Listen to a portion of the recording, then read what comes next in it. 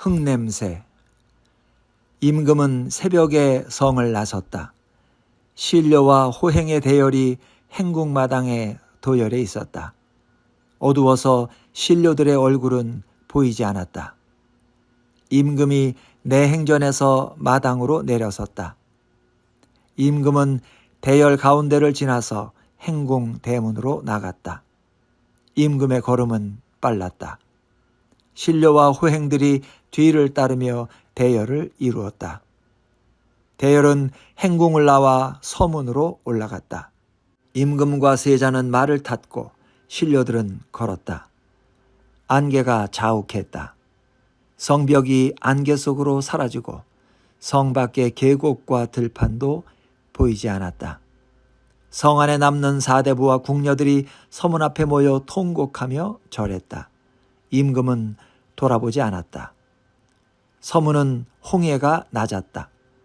말을 타고 홍해 밑을 지날 때 임금은 머리를 숙였다. 서문 밖은 내리막 경사가 가팔랐다.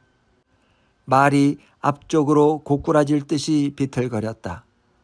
말은 힝힝거리며 나아가지 않았다.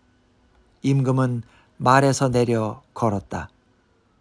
임금은 내리막 산길의 중턱쯤에서 걸음을 멈추고 땅바닥에 앉아 쉬었다. 강의 먼 하류 쪽부터 날이 밝아왔다. 빛들이 강물 위에 실려서 상류 쪽으로 퍼져갔다. 안개가 걷히고 물러서는 어둠의 밑바닥에서 거여 마천의 넓은 들판이 드러났다. 임금은 오랫동안 밝아오는 강과 들을 바라보았다. 강과 들은 처음 보는 산천처럼 새롭고 낯설었다. 멀리 삼전도 쪽에서 청의 기병들이 말을 몰아 달려왔다. 기병대열 뒤로 먼지가 일었다. 청의 기병들이 임금과 세자를 둘러쌌다. 청병들이 임금을 호마 위에 태웠다. 청병에 둘러싸인 임금의 대열은 다시 삼전도를 향해 들길을 건너갔다. 칸은 9층 단 위에서 기다렸다.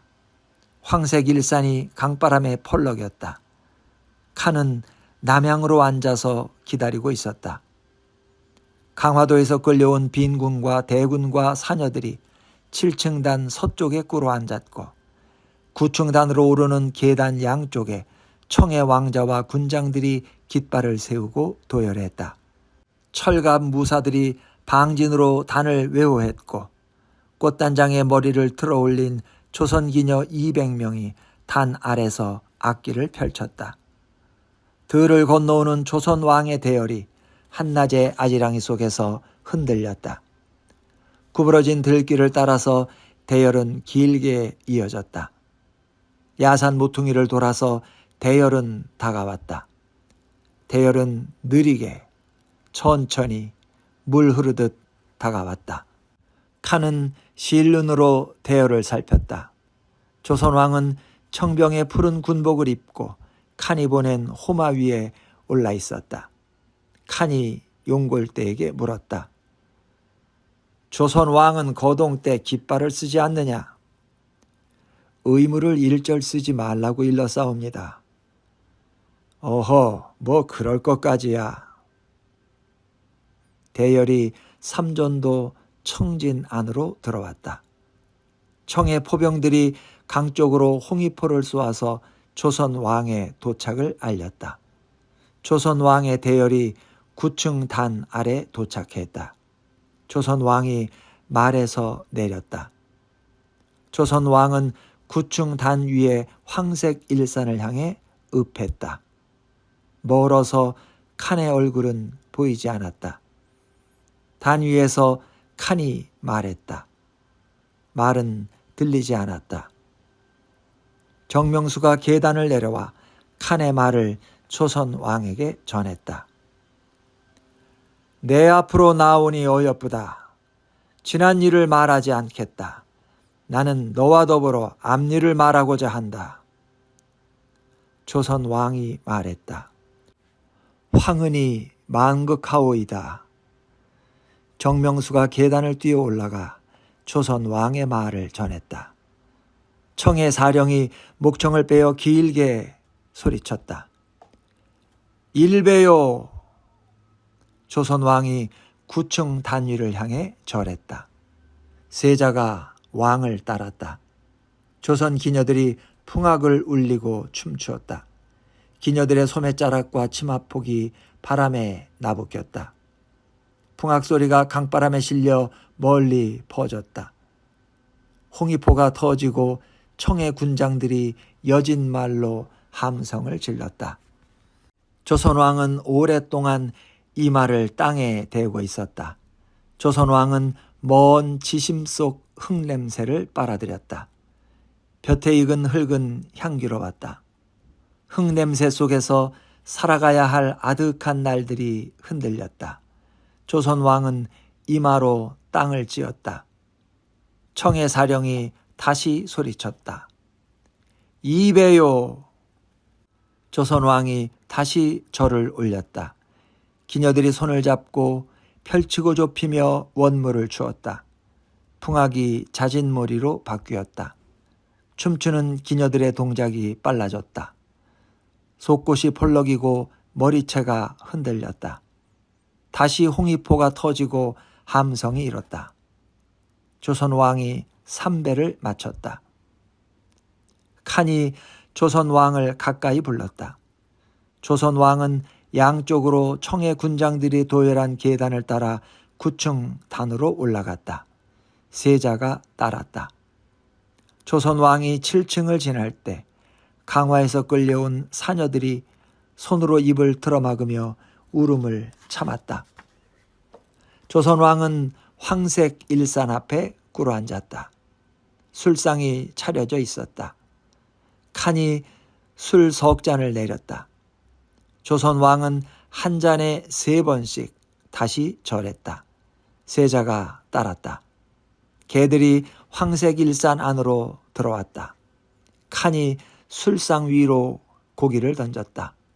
뛰어오른 개가 고기를 물고 일산 밖으로 나갔다. 아, 잠깐 멈추라. 조선왕이 절을 멈추었다. 칸이 휘장을 들치고 일산 밖으로 나갔다. 칸은 바지춤을 내리고 단 아래쪽으로 오줌을 갈겼다. 바람이 불어서 오줌 줄기가 길게 날렸다. 칸이 오줌을 털고 바지춤을 여미었다. 칸은 다시 일산 안으로 들어와 상 앞에 앉았다.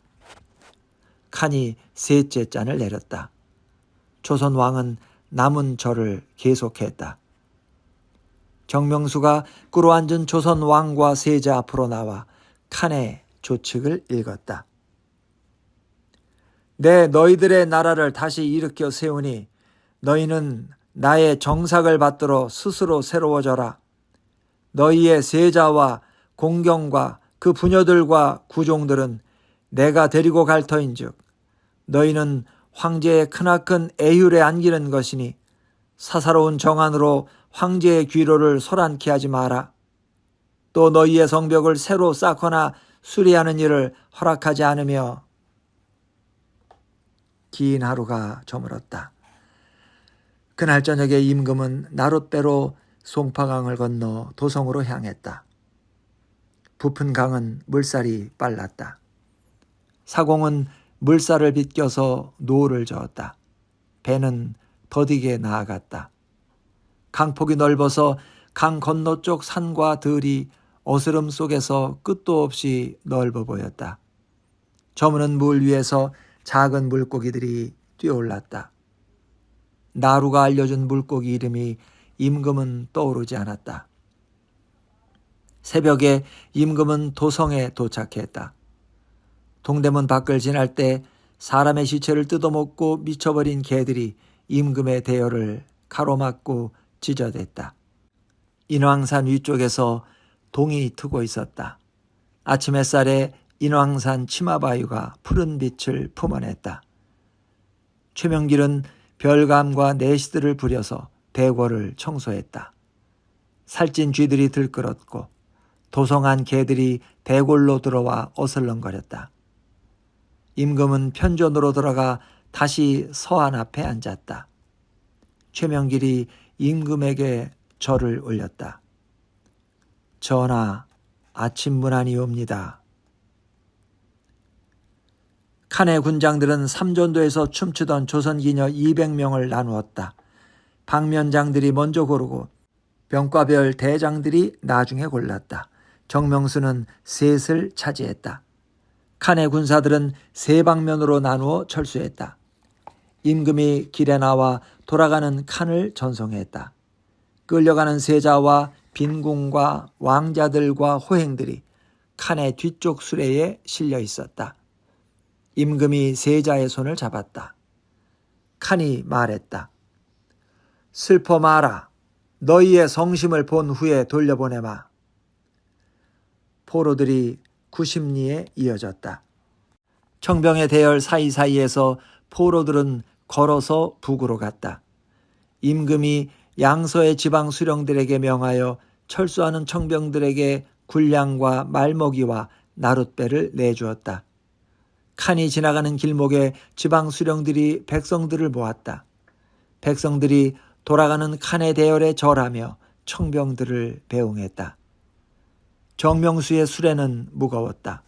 소 2마리가 수레를 끌었다.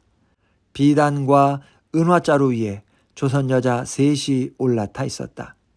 정명수의 수레는 포병대열의 후미에서 연신내 쪽으로 나아갔다. 정명수의 여자들은 화장이 짙었고 틀어올린 머리 아래로 목이 길었다. 수레 위에서 여자들은 깔깔거렸다.